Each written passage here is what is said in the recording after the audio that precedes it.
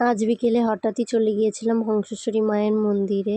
অনেক দিন ধরেই যাব করছিলাম, কিন্তু সময় হয়ে উঠছিল না ঠিক। আর আজ বিকেলে হঠাৎ করেই মনে হলো যাই ঘুরে আসি। আর এই দেখো, এটা আমাদের মায়ের মূর্তি। তো আমরা এখানে বসেছিলাম পুজো দেওয়ার পরে, কখন আরতি হবে, আরতি দেখবো, তাই জন্য এখানে আরতি দেখার জন্য বিকেলবেলা অনেক মানুষ আছে। আর এই দেখো, এই বাচ্চাটা আমাদের কাছে এসেছিল।